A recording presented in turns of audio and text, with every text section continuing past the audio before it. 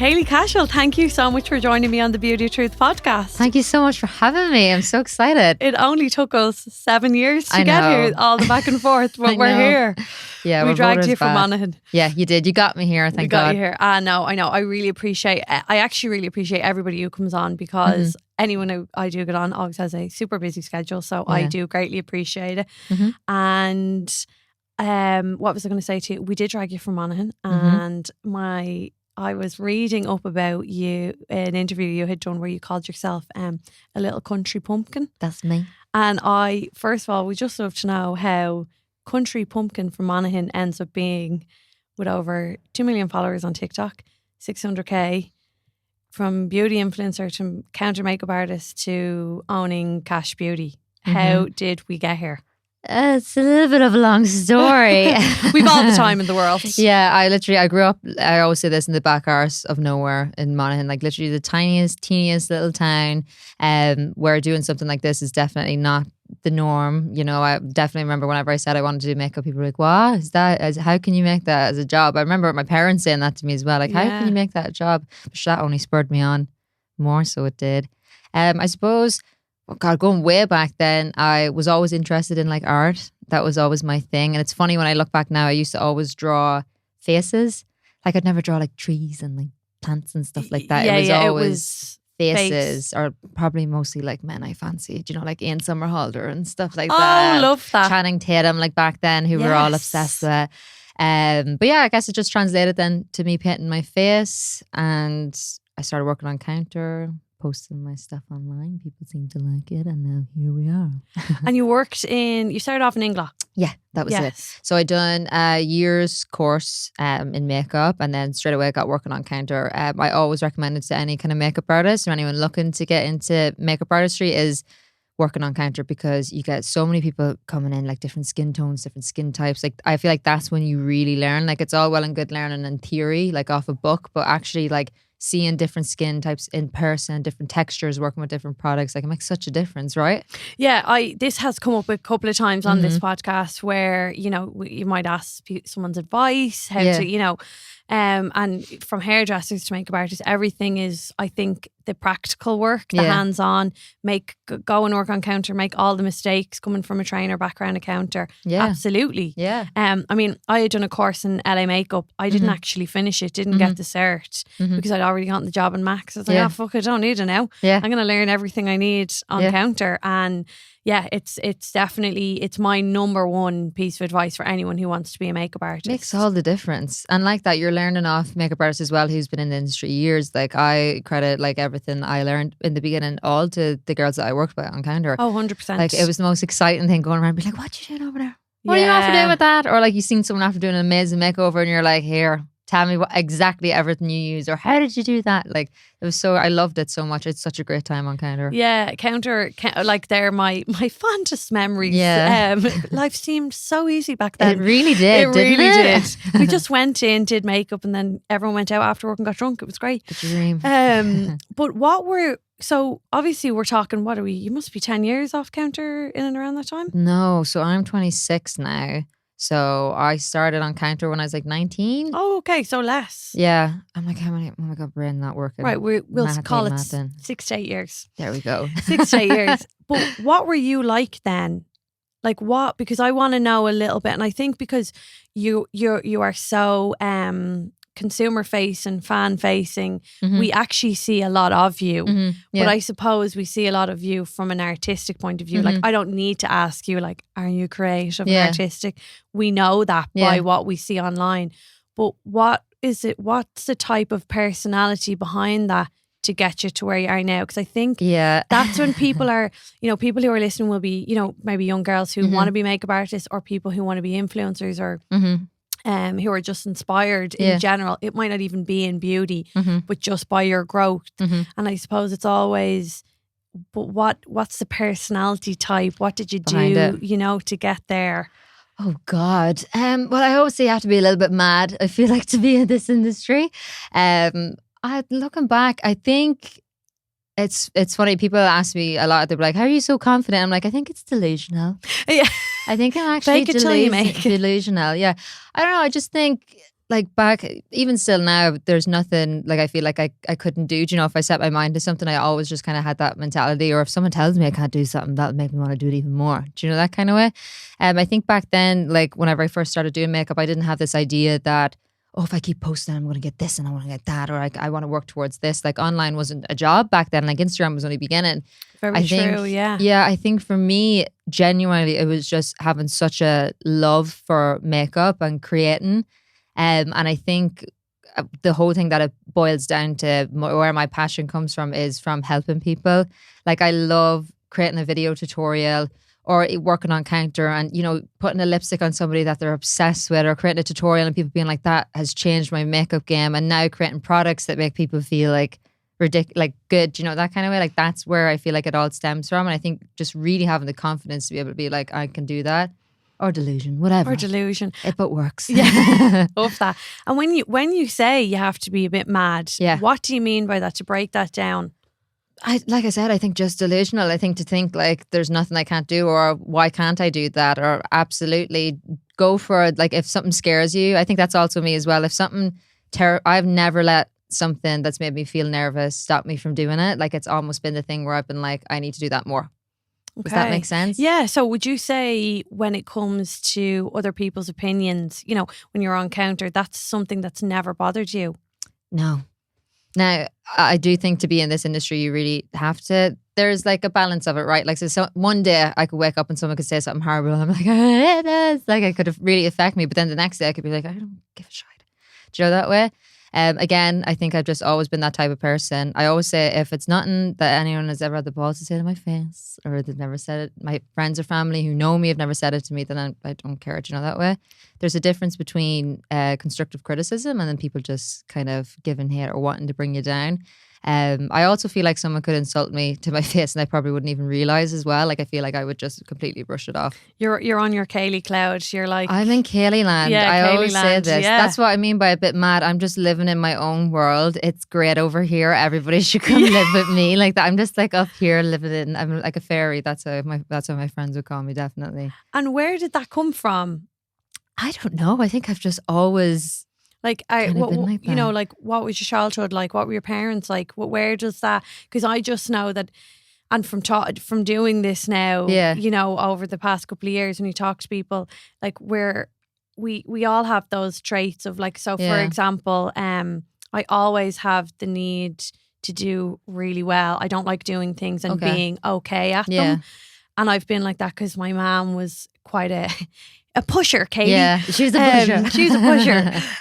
But you know, she was always really like that. So that's where I know that's where that comes from in me. So where does that come from in you? That because it's quite unusual to come across someone at your age.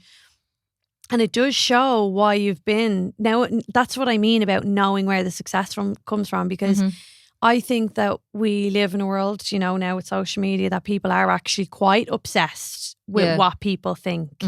And although there's people doing really well, there's a lot of people who are feeling the fear and not doing it because of what someone could say online or what their friends will think. But you're not like that. And that now to me, now like the puzzle is coming together as Where to your did it success. come from? Yeah. Because to not care is such a skill. I don't have that skill. I would be like, oh no, like the girls like be like, what is she doing? When I was doing this podcast, no, I still did it anyway. Yeah. But I can't say worried. that I'm not on a Robin cloud anyway. Not just yet. Not just yet. Not just yet. You need to take a flight there. I'll get you there. You can come with me next time. To be honest, like my mom's like the biggest worrier ever. And I suppose I actually just seen that it never got her anywhere. She'd be worrying about things. I'm like, what are you worried about that for? I was always just way more relaxed, like saying that side. Like my sister Carla is exactly like my mom. Like the biggest worry about anything. Like I could turn around, mom would be like, oh, wait till you hear this, and she'd be like, like, you haven't even heard what I was going to say yet. It's not even bad. Like, would you relax? She's such a warrior. So I think actually seeing her like that made me not want to be like that maybe. Yeah. But then I also think how I've gotten to this point of being more confident in myself is honestly through makeup and my skill and trying to better myself in that. And then also I think just so many times where I've pushed myself in moments where I have felt really like I'm nervous about this, but I'm like, I can't let this stop me from doing it. I've always got rewarded for doing that. Do you know, afterwards I'm always like, oh God, that made me feel so good, and I feel so good that I did that, you know? Like, people don't believe me whenever I say this as well, but I'm terrified of standing up in front of people and like talking, which is funny because like I've millions of people on my phone, but that's fine because they're my phone, they don't exist in my head. But if I was to stand up in front of like people, I remember actually in college there was like 10 of us in a room, and I was like this ear in the back of my throat, like it was all jumpy trying to speak in front of them. I used to have to take rescue remedy when I was doing master classes and stuff. I'd be choking it in the back before I come up on stage. So nervous. But the more you do something, the more kind of comfortable you become. And even when I started online, like I used to have to, you know, you have a phone voice when you get onto the phone, you're like talking, you're speaking real nice and pronouncing things properly. I think it's just from doing something and pushing yourselves in those moments where you feel like, oh God, I don't want to do this. And also actually what you mentioned, Robin, like when you were like, oh God, like I you know, I really want to do this, but I'm like, might be worried about what people think. I cannot let the thought of like what someone else is going to think stop me, because I'm like, then they're winning. Yeah, I love that. I love that about you. I'm and too it's something stubborn. I wouldn't have known. Yeah. I would not have known that about you from your online. I'm too stubborn. But it makes sense where your confidence comes from, because I think confidence comes from like the not caring, you know, and it's not that, I don't think it's that like you don't like, not to say you don't care, but you're able to separate the two. Yeah. Be like, this is what I want. Yeah. So I'm going to do it. Yeah, I think it's the way that I kind of process it, you know, that kind of way. Like I think if someone was to say something like horrible to me or whatever, you're shit at makeup, I'm like, okay, well, I don't think I am, or like this is the makeup that I've done. Do you know, like it's not like I'm never going to do makeup ever again because this one person said it. Do you know, that kind of way? Yeah. I think there's a difference between constructive criticism and someone just flat out being mean. And I again, this is maybe where the delusion comes in. If someone says something really mean to me, I'm like, oh God, they're very sad. Like, you know, I don't let it. It's not a view of you. No, but again, I don't think that's something. I think that's something that I definitely like worked on. I don't think it was me just always kind of being like that, I suppose, because when I think of it, us as humans, right? If someone says anything negative to us, that's what we latch on to straight away, right? You literally cannot let it go, or you focus on the things you don't like about yourself as opposed to the things that you do. So I just think for me, it was like, I realized that, and I was just like, I'm not going to be sad and let something ruin my day because some random person doesn't even know me says something, do you know? I think I just recognized that really early on and was like, that's stupid. Yeah. I'm not doing that. Yeah, but it really now makes sense. Because like you would post videos, you know, where you're like recreating, you're like this, and I'm like, oh, I'd love to do that with Scarlett. Yeah, you like, should. You Why, know, but though? I know, but this is the thing, you know, and there's probably so many people who feel that way. So many creators and creative people that they might have the creative box ticked, but the confidence box is. Yeah. And then there's people who are just out now confident and might not have the skill. But they get there. They get there. Yeah. You know? Because sometimes confidence can be, you know, it can be a little bit of it can shadow absolutely, you know, the lack thereof. Oh, 100%. There's like the confidence and the talent, or like the work ethic and the talent as well, right? There's people who've got incredible work ethic and confidence, but they might not be as talented, but they work their ass off. And there's people who are really talented who maybe don't have the confidence or the work ethic to do it then either. So it's like, it is about, as you had said earlier, it is a balancing act. Yeah. I really agree with that. And you talk about negative comments, and obviously you have like masses of people like connected to you online. Yeah. And also you're quite an influencer that people are very like, you have fans. You have people who are like really like Cash Beauty, Keilidh MUA fans. How and have you had like negative comments said to you online? I think there's no way you can do this job without it.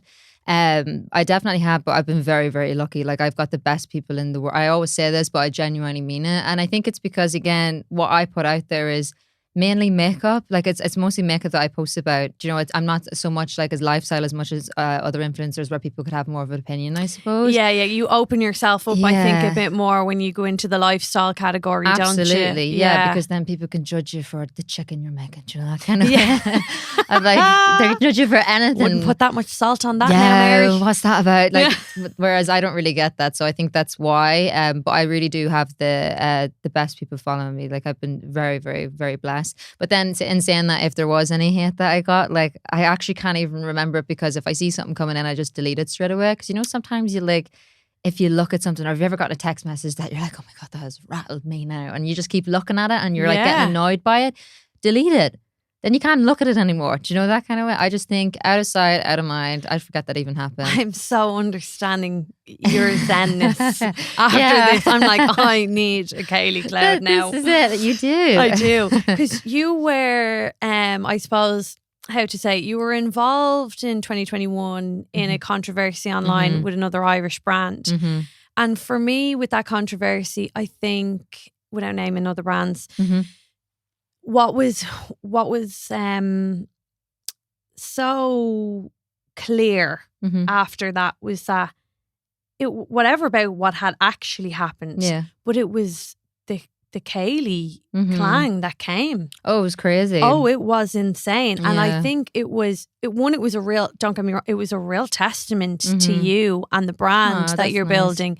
No, really, because like, to be honest with you, like from an Irish influencer perspective, I don't I'm not like I've never been like hooked and obsessed. I would know of everyone little pools, but I wouldn't be like, you know, involved so much or know everything about somebody. I get that. Yeah. I just like, I like what I like, and I, you know, it's not too obsessive, and I dip in and out of things. That was the same as me, to be honest. I didn't know any of the Irish influencers. Like when I was working in England or I was working on Counter, I didn't like know any of them. The only people I followed was makeup artists. And then as I came into this world and I started going to events, that's when I kind of met people. Yeah, and you're meeting people face to face, which is very different, you know, at events, because you're actually you're getting to see these people in the flesh. But I think what was it like being involved in that outrage? Like, what was the feeling when you picked up your phone? Because I really try to put myself in actually both shoes of the controversy, and when I thought of you, I was like, what must that have been like to pick up your phone to see the outrage for you? Like it wasn't against you. Yeah, I think it was kind of, I don't know what the word is. Is it affirming? Is that the word? Yeah. Is that a right word? Yeah. To see people kind of being like, I understand why you're upset about this. You know, that kind of, it was very overwhelming though. I know I wasn't on the like negative side of it, but it was still like overwhelming to have so many people talk about it, or to go to a scale that I never kind of thought it would, you know, that kind of way. But like what you said, it was literally just people like outpouring and being so lovely and like really trying to lift me up. So I really appreciated that. And again, I think it was a moment of realizing that, you know, there's people who watch this. Do you know that kind of way? People are watching and listening and paying attention. I think that was the thing for me. And like I had people sending me flowers and everything like that. Stop. Like, makeup artists. And it was insane. But that, like what I said, it's like, it's mad to think that, like, you know, sometimes you think, oh, I'm just doing my makeup in my phone or whatnot, but the fact that there's people actually watching and listening and engaging with you, that's like that. I guess that was the real what's the word, confirmation of that. Confirmation. Is that it? Because I can imagine when you're doing stuff like I've even had me and me 5,000 followers, right? That's 5,000 people is a lot. 5,000, right? Imagine 5,000 people. I'd say everyone who's listened to this is like Scarlett from your Rob. No. You're sitting across from Keilidh Moa. But you're thinking, see how you're thinking like that through it. Yeah, I know. See what you're after doing, though. I am being skilled on the last 2 episodes of this. You do. See that thought you're after having there. You need to catch that, and that needs to... Well, what my point being is that even with the small number that I have in comparison, I have had, you know, like I'd been at someone's wedding and they were like, oh my God, I'm so excited to get my makeup done off you. Like, I followed you for ages. And you know, lovely? but my point being that you forget when you're at home and you're sitting on your couch and you're uploading your piece of work, you're forgetting that there are other people on their sofas going, zooming in, like that, gonna get that, love that, give that a follow, love her, following her story now, watching your stories every day. That when that outpour for you in such positivity came through, it must have been confirmation that, oh my God, all this work, these people, because to me that it was like super fans, like people were giving up their collaborations. Like breaking contracts. Like I was like, this is insane. And I know. Ireland is so small. So I also thought, being completely honest with you, when people did that, I did find it a little bit dramatic in some senses that you know, because you're a business owner and it's business. And in my head, I was like, she'll deal with that. Do you need to break a contract in order? But that's what a super fan will do. Yeah, that's it. See, everyone know what I obviously, mean? yeah, everyone will kind of react like I would never ask that of anybody. And that's what I mean by that point. Yeah, I would it's never. that you would never have expected that. No, and I never would have, you know, treated anybody differently if they didn't. You know, that kind of, that's not what I kind of wanted or anything like that. You know, that kind of way. Yeah, well, you didn't want the whole thing in the first place. No. But yeah, it's just, this is the world we live in, isn't it? Right? I know. And is there any part of being an influencer that you or in this culture that we're speaking of now that you would like to see change in? Is there anything I would like to change? I think it would be great if you could almost have like mental health week or something like that online. I think it'd be good because I know, say for instance, we live in, it's such a fast, you have to keep posting, you need to be posting consistently. Gotta stay on top of it. You got to do it. Whereas I'd love if there was something that like Instagram, if you're watching and listening, or any of the big ones, like if they could do something where you had a button where it's like, right, okay, I'm having a week off, I'm not looking at my phone, but that like that's not gonna negatively impact your pages because you're not posting or you're not engaging or you're not doing this, that, the other. Do you know what I mean? Oh, I love that idea. Because see, this is the thing now as well. With this kind of job and online, obviously it's like one of the best jobs ever. Like if you're able for it and you love to do it, like it's incredible, and like you can really positively impact like so many people, which is amazing. But it's a lot, and I'm not talking about poor influencers, God love them, but you know, when you've got your business, then you're on your phone all your time. Like, what is something you have on you all the time? Your phone. Yeah. So yeah. My job is my phone. And so that means like you're always kind of on, you're always looking, you're always watching. Yeah, so you're I always think, connected. Yeah, so I think something like that where it's like mental health week, like let me just chill and not have to think of anything. Do you know what? I love that idea. I recently had a chat with a friend of mine, Caroline Foran. She's been on the podcast. She has her own podcast. Yeah. And she took a break for the month of December and she's like, you need to do it. And I was like, no, but I can't do it because like that, I can't disappear offline because my next bride comes from the bride I posted from last week. And it's your business. It's my business. Yeah. But I would love a week. Absolutely. Yeah. Like I took a week last year when I went to Tenerife with Avery and Scott, and I took the week off it. Yeah. And honestly, it was so refreshing. And when I came back, like life continued on. Exactly. And work continued on, and my whole career wasn't over. But I can understand why people don't take a break but could really do it one. Yeah, especially like I said, when it's all online like that, like you can get burnt out so easily. Like you think about it, it's like everything you're posting about, you know, you have to constantly be posting, updating, this is what I'm doing.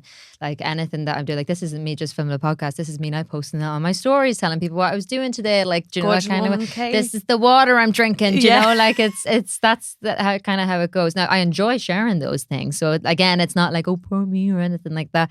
But it's just because it's so constant, it would just be, I think it'd be good to have something that where like you just nothing's going to be negative. Yeah, you could just hit the button, deactivate for 7 days. Let me come back better, let me come back refreshed. Yeah, because I suppose it's the same way you take annual leave in any job. Absolutely, like, you know, I used to live for those weeks when I worked in Mac because the creative juices were on empty and you needed the week to just switch off, don't pick up a makeup brush, you don't even know where they are by the time Sunday evening came around, you're back to work on Monday.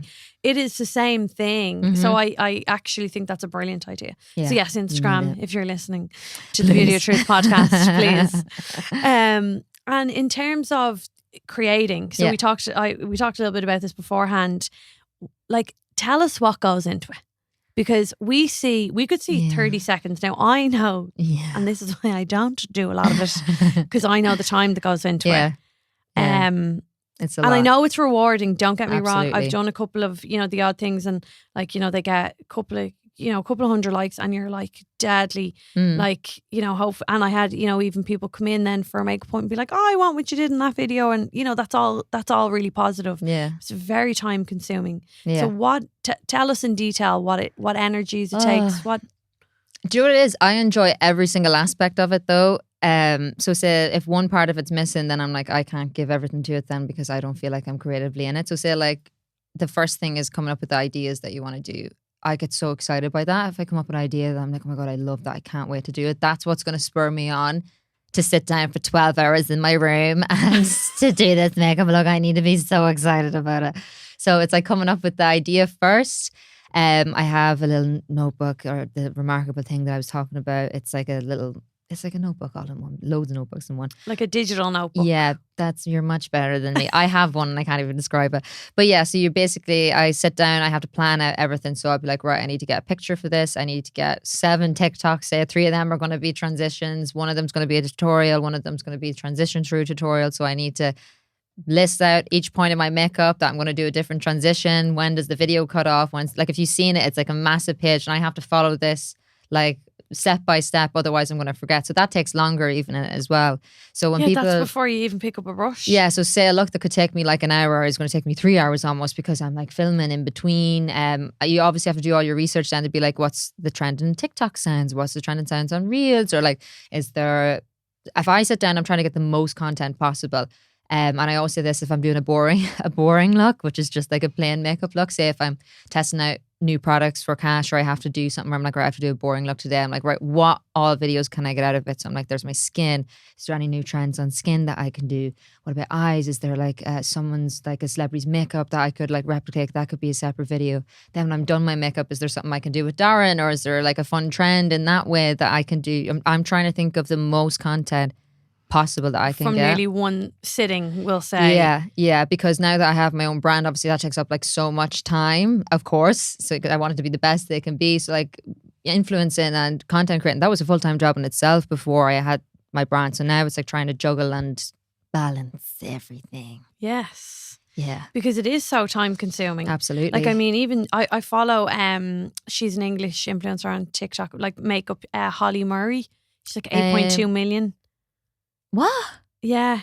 Oh, Holly, yes. Holly, Oh my yeah. God, yes. She does crazy creative. I actually reached out to her. We're going to film together soon. She does crazy. Oh my God. Yeah. So Avery, my 4-year-old, is obsessed. Yeah. So when Yeah. we pull up to school 10 minutes early, she watches she the goes, TikTok. Ma'am, check if Holly has a new video. Oh, that's so cute. Because she's not allowed to watch TikTok, but she can watch Holly. So like this morning, Holly had, from Tangled, the mom, yes, the evil scary. witch. Very good though. Yeah, oh, very good. She's amazing. She's incredible. But she did the all the diamonds. What's Doja Cat? Yes, 27 hours. Yeah, 27 hours it took her. Yeah. All in all, I was like, I'd be looking. I'd be like, I need to bring in reinforcements. I'd be like, Derek, come out here, do this for me, please. I'm not doing it. Like 27 hours. Yeah. I was just like, oh my God. Like there has to be something else. And then people were writing underneath it, like trying to dissect for where she came up with 27. I was like, listen, just double tap and move on. No. Those, see, putting on Diamantes, that takes the longest time. The longest time. I done a skull, kind of like half face skull. I was going to do the full face and I was like, well, I done half. And I was like, no, this is taking way too long. That was my trick. I used to always do half face things because I was like, at least I could do one half glam, one half the other thing. So it's that. Yeah, it's not as time. Thing. Yeah. It's like when I read that, I was like, oh my God, I'm not surprised. We are going to watch this. Going to give her a few views now. We'll watch this a few times. That's so nice.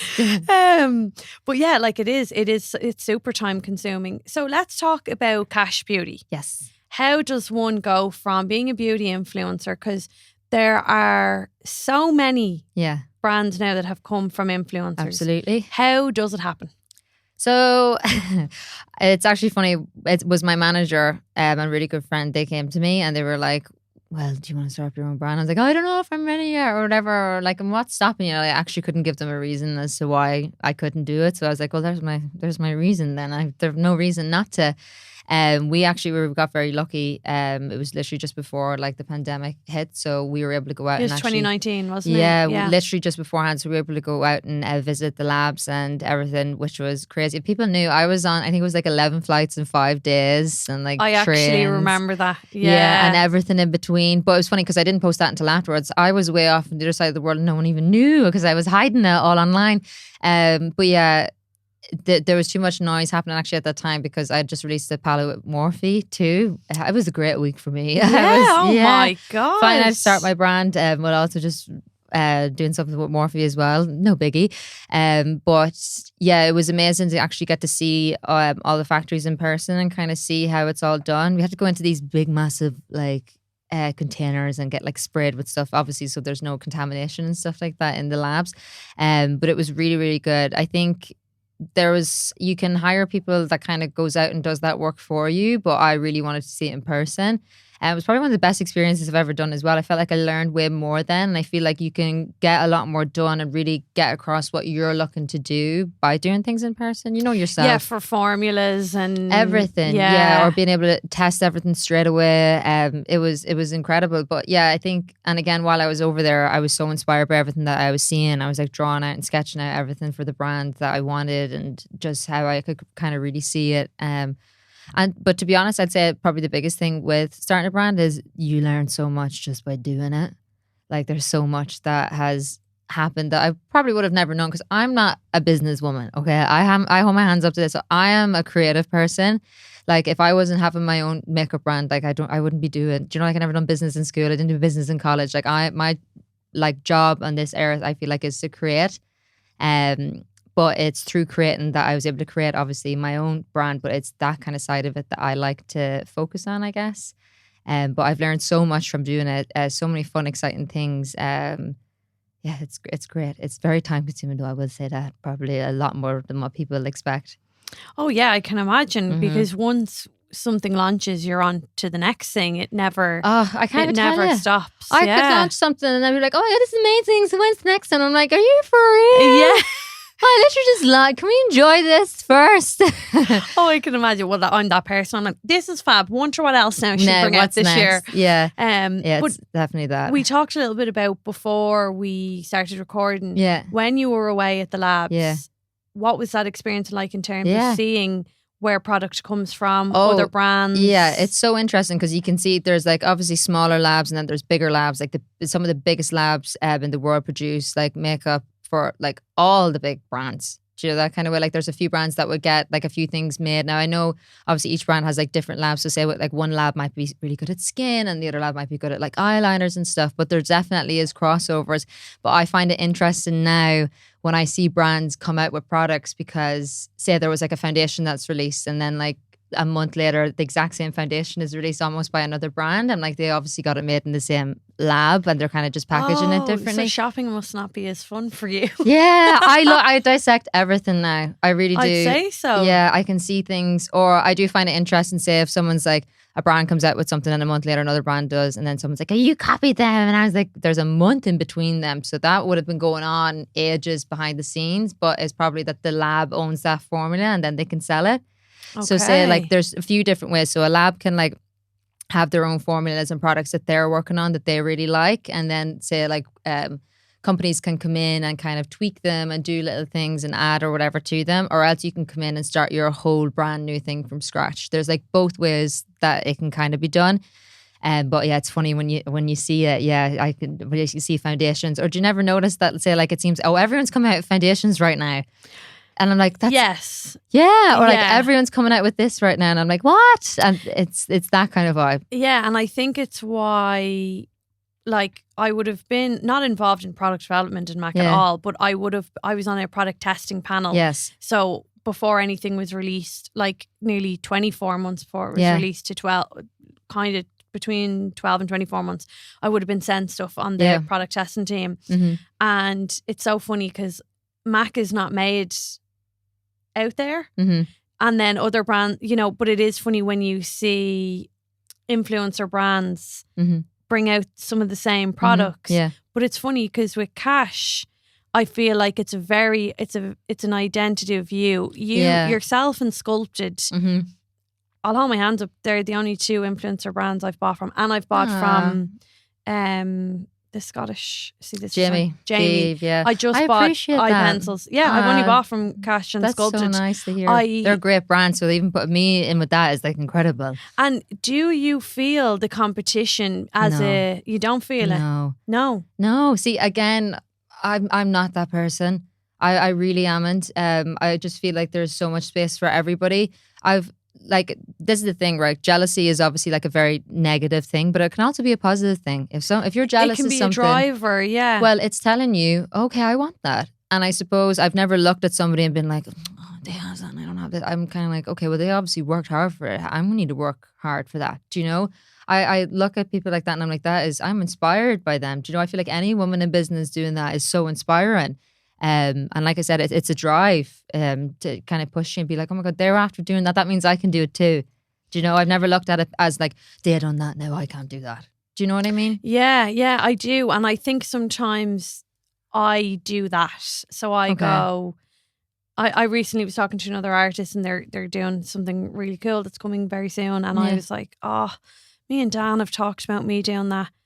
They're doing it now. Well, that's not off the table. No, like, why? I know, but and this is why I love these conversations, because then for anyone who's listening, even though I might not have the answer, the guest might not have the answer, it creates for a thought process to happen for people. Yeah. You know, like from last week's episode to this week's episode, I am really learning so much about myself. Yeah. You know, that way, Through which is other really people. interesting. Yeah, cool. And that's what I hope when people listen to these, the same thing happens for them. I love that.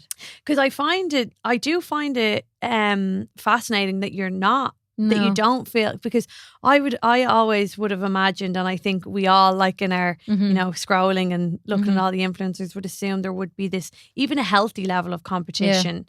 I don't know. That's never been something that spurred me on, like other people.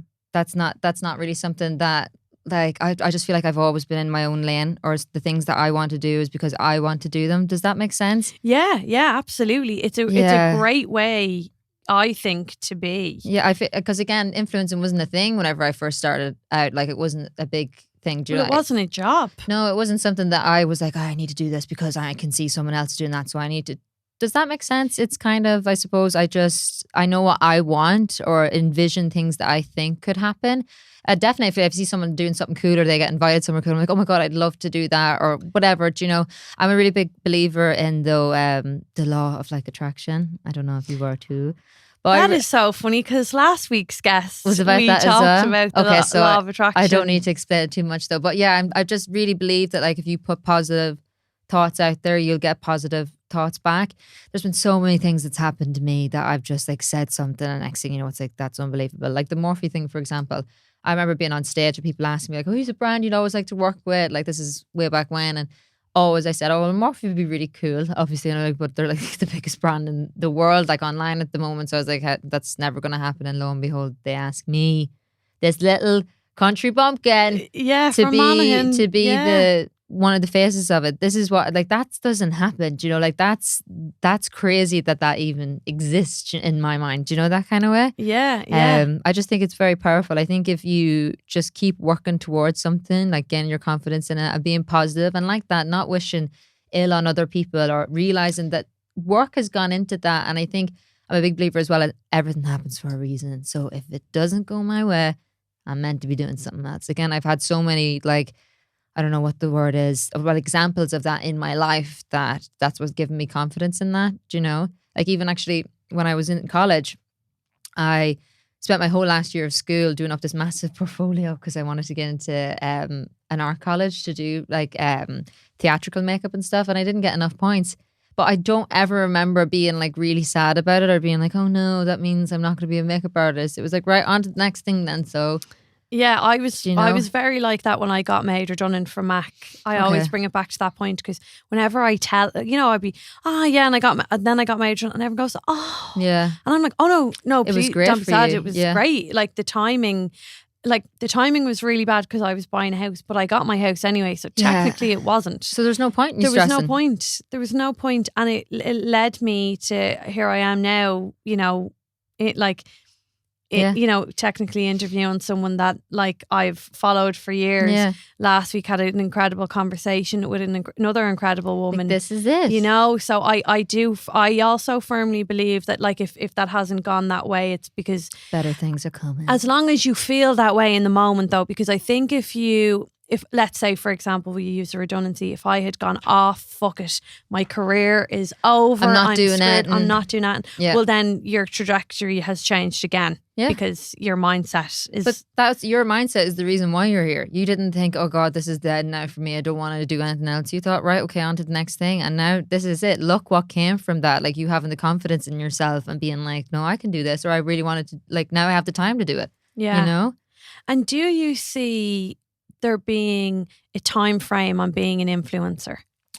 This is interesting. This has been at the top of my list Really? to ask. And I haven't really had, I suppose, the right person on to not, one, give me kind of a, you know, a flapped answer. Yeah. But, and then someone who's really, you know, like your type of numbers, I suppose, as well in it. Do you know what? I don't know if there's like a age as such, because I feel like the people who follow me now are still, they're getting older too. Do you know? Oh yeah, and they want people, I don't think age will be no. It's in the thing that I kind of see happening.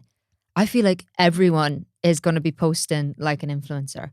I think everybody is going to be going around in their day being like, "This is where I am. This is like I'm talking to their phones." Yeah, we kind of are. Yeah, already doing that to a degree. Yeah, I think that's going to dilute everyone down, and that's going to make it very, very, very hard to, I think, gain massive followings. I think it was way easier kind of back in the day because there wasn't as many people doing it. But I do think like more micro influencers are so influential at the moment. Like they're crazy because they've got people are more, when someone's smaller, you feel like they're more relatable or they're more accessible, I suppose. Yeah, to you. yeah, absolutely. So I think that's the way it's going to go. I think everyone as such is going to be an influencer. It will dilute down. And what does that look like for you and your brand? Who knows? Who knows? I feel like that's the exciting thing about this world. It's the scary thing, but it's the exciting thing as well. Probably the reason why I love being in it so much is things change all the time. You just kind of have to roll with it. And, you know, I've always, even in makeup, the fact that there's new trends all the time. Online, there's new trends. And that's what keeps it exciting for me. I suppose for me is I'm going to keep doing it as long as my love for creating content is still there. Like that's the main thing for me. That's how I started out. It's also, I feel like a lot of people fall into the trap once they go online or when they start posting that, like, you know, they get addicted to like the numbers and the likes and all this kind of stuff. I always say when it comes to numbers, humans have to be very careful because if we see a number, we put that as like the number on our self-worth, right? 100%. It's the same, even say like, the biggest example obviously is say like your weight or like the scales and stuff like that. People become like they attach their self-worth to how much is on that scales, and it's the same almost with followers. I feel like in this kind of world, you have to detach yourself completely from that. And again, people will look at a negative quicker than they'll look at the positive as such. I think if you focus on that, it's I want to create content and that's it, then you have nothing else to worry about. Yeah, because I think it's very, so from a bridal artistry, so because we talked about this, you know, there's actually we need to talk about it actually on mic. Yeah. Is there being different types of artists as well. And I think this is where the number game is different for each different type of artist. So for an example, you've got the makeup artist now who just lives online doing their own makeup, doing reviews of products. Getting paid that way through ads. Yep. And then you've got the people who do makeup. You know, they might be a celebrity artist. They might have regular clients. Nixers on the weekend. Nixers of the weekend, back in the day, back in those easy days. And then you have like a bridal artist. Yeah. And then obviously then there are the actual celebrity makeup artists who look after one celebrity for the rest of their lives and cash it all the way home. Yeah. But I think though that number game becomes different within each category of makeup artistry. So for example, for me, I don't care. I don't put my self-worth against my numbers. That's being honest. Good. And I've been very honest about the negative parts of my personality on this podcast. But I wouldn't say like, oh, okay, I've only fought, like I'm sitting here across from you and I'm not like, oh, my 5K means, by the way, that you're a superior artist, but I'm a different type of artist to you. Yeah. So I would never ever, but I do notice that in terms of bridal is brides will look at the numbers. I don't care about them, but I get that. Brides do. So therefore there may be artists. So for me, I only want to see the growth in numbers so that I can do the work that I want to do. if that makes sense. Yeah, you have a different, well, do you know, I was going to say you have a different reason, but that's actually, I think, everybody's reason. But that's probably a bigger society thing than even, that's probably in general, right? When you think about it, if you're to see something, you're like, oh, that's got this amount of followers. Oh, that must be better than that one. Or like if you're thinking about like reviews of a restaurant, obviously you're basing it off that. So maybe are people looking at it that way, do you think? Yeah, I think so. I think so okay. now. So that's why, like, for me, I'm focusing on, like, one thing for a goal I set for myself this year was to make sure that everyone who I look after this year as a bride will leave a Google review, because I'm like, if the numbers don't match, at least I have the actual. That's realer to me. That's mad when you think about it. I actually, that's great. But that's so interesting to hear that though as well. But yeah, I think, I don't know. I would have never thought like someo's a better makeup artist than me because they have more followers online. Do you know that kind of I wouldn't. But I do think that people who are not in our world, or as brands go, you know, for example, you know, okay, so we'll just say myself and 5 of the girls who left Mac all do bridal now, but 3 of the 5 have over 10k followers. So their kit is stocked from all the brands because it gets sent stuff. Okay, yeah, whereas there's different perks. Yeah, I would have to pay for all of that. Yeah, but we're all kind of doing the same work. Yeah, do you know what I mean? Yeah. So I can understand, like for me, and that's me being totally black and white honest. Yeah. That's where it would matter to me that I'm like, well, I just want to be on, I suppose, on par from a society's perspective. Okay, yeah. And then I can understand where, you know, makeup artists like yourself, or who did we talk about before? Like Kira Makeup, 18, Kate. You guys, the numbers reflect then being sent and paid for. Yeah. Obviously, the more people that engage, the more money. It's literally an equivalent. So I can understand. This is the thing where it's like the numbers don't matter, but they do matter at the same time. Like on a job basis, they can matter, but on a personal, how you feel about yourself, exactly, it should not.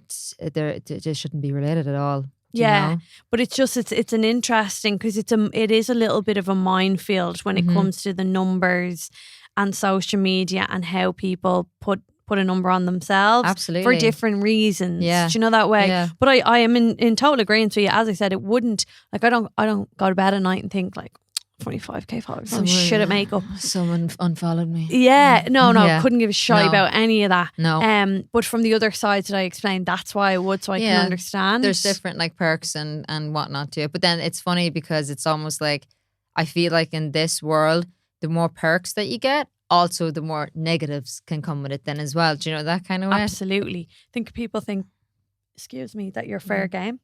Like you've got all the numbers, so you can take the lack. So what is the growth and the plan? What's the vision for Cash Beauty? Honestly, I think just to make it as big as it can be. Yeah, that's what I love. You've had some serious successes, though. Yeah, it's crazy though, because even when I look back, and I still don't even feel like this is my life though. In some way, do you know, like even when someone mentions Cash to me, I still feel like it's the secret that no one should know about because we kept it secret for so long. Yeah, I think, oh my God, you're not supposed to be talking about that. Or it's something actually I need to get better at, is kind of processing everything. I think because I live in such a fast-paced world and it's like the internet and it's new, that I'm like, okay, that's great, that's done, on to the next thing. Do you know? Whereas now I have a team that I'm like, I have to make sure they know that they're doing an unbelievable job, and that was really big work that just happened and we should be so proud of it. I think that's an Irish thing as well, right? We don't want to like be proud of ourselves or like compliment ourselves in that way. Totally Irish. What's wrong with us? Yeah, totally Irish. We're like, you look lovely, and you're like, no, today no hair's not even washed. Yeah. Why can't you just give yourself like a pat? Or why can't we just say thanks? Like, yeah, and especially because like, I mean, Cash has been in Brown Thomas. Yeah, we're the first Irish makeup brand to be in Brown Thomas. Stop. Yeah. Like that, How again, did that happen? It's insane. But it was actually, it's incredible because like we've had all these kind of retailers reaching out to us as well. Like we're very lucky, and I know that as well comes from, again, the stuff that I have built up online and the presence I've kind of built for myself. That's obviously why people are like eager to kind of get in contact because they already know me. All right. So again, it's actually being an influencer, or I always call myself an online makeup artist or creator. Love that. That's why I prefer, because I'm like, I'm a makeup artist. Let's not forget that. Yes. That's where it came from, first of all. Yeah. But there's pros and cons to it. The pros is I have easier access maybe to say someone like Brian Thomas, or, you know, people reaching out that want to work with us straight away, like through knowing me. But then the cons of it maybe is someone thinks, oh, she's just an influencer, so like that brand's going to be shy. Do you know that kind of way? Yeah, because I did read. Now I don't. I'm gonna have the stats for the intro because, I was reading about the unsuccessful influencer brands, and there are more unsuccessful influencer brands than there are successful. Yeah. Because that's it did a scary feel, stat. yeah, but it did feel for a while. Like I remember, like the day, who was it? Who does? I don't follow the Kardashians. Travis brought out a skincare. Did he? Or something? But I posted on my Instagram story being like, oh, exactly what the world needs is Travis more Barker. fucking skincare from Travis Barker. Yeah. Like, what? Idris Elba and his wife brought out one. Did they? Yeah, like this is, but this is where the stats are coming from, is that these brands absolutely. Yeah, it's one of those things though, I feel like you just know when someone's really interested or someone really is invested in things. Does that make sense? Yeah. Like probably one of the most successful celebrity brands at the moment, Selena Gomez, Rare Beauty. Yeah. It's doing incredible. But you can really, the whole essence of Selena is in that, and her whole ethos and how she feels. Like that's the difference between a successful brand and not. I feel like there has to be a person behind that that's kind of like driving the whole personality of it or the reason behind it, you know, that kind of way. I think people can tell, all right? People have got like bullshit detectors, especially Irish people, I feel like too. Oh, big time. Yeah, I feel like they just know when someone's just looking for a cop out. And I can understand people's frustration, say like behind that being like, oh God, there's another brand coming out, another brand. Because it's overwhelming for consumers. Like I know just because I'm doing more face-to-face makeup, like people are overwhelmed by the amount. Because you're telling them need to buy this, that and the other, but it's also, it kind of just waters it down again, doesn't it? Like I'm sure there's plenty of like makeup artists like listening right now that'd be like, I would love to have my own brand someday. I've got so many amazing ideas. I've got like everything, but they might not get the same opportunity that Travis Barker has, do you know? So I can understand the annoyance. Yeah, and like he doesn't care. He goes into a lab or doesn't go to the lab and signs off on it and goes, yeah, grand, stick my name on that, happy days. But people can tell. You know, they can tell. Absolutely. And if you're not shopping Cash Beauty, plugging so much Cash Beauty, the sales are going to go through the roof after this episode. There'll be none left on the land of Ireland. But if you're not shopping Cash Beauty, top 3 products. Oh, damn. Okay. I've always been a ride or die for NARS skin products. Okay. I love them. Yeah, I love like as in foundation or skincare? Yeah, foundation, concealer. I can't leave it alone. I love their new one. The light reflecting. Oh my God, so obsessed. Good. So good. Obsessed. I feel like everything they come out, and again, that's led by a makeup artist. And again, you can really see the makeup artist like influence behind it. Yes. I really like MAC as well for that. I just feel like they've always, like MAC have been like leading innovators in everything when it comes to makeup, and I feel like every makeup artist knows that. Yes, I think consumers have forgotten a little bit about the brand, but I think that's actually down to marketing. I don't think that's down to the actual product. But I also feel like it's because they were the top dog for so long that it's like sometimes people want to refresh, but then people are still going back for their constant favorites though. That's the thing, the best sellers, do you know, that kind of way. So the new things might not grab people as much, but you're like, I'm the going staples, back for my powder. Give me sun. She's never leaving my face. Like, do you know that kind of way? Like that's the kind of vibe.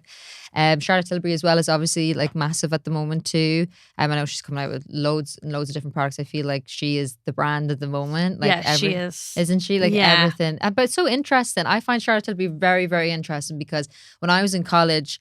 Again, see, it's all down to marketing. When I was in college, like people didn't really want to use Charlotte because it was almost like an older brand. It was expensive, right? So like college students were like, I don't know, spend money on that. Do you know that kind of way? Yeah. But through now, the way that they've like marketed themselves, and obviously Charlotte being the makeup artist and worked on all these like huge celebrities and being able to work through that, like they've just skyrocketed. It's insane. And they've stayed on top of innovation, I think. They have. You know, they've stayed, like everything that she's brought out has delivered to a really high standard. Exactly. There hasn't been a real like for like on another product. Yeah.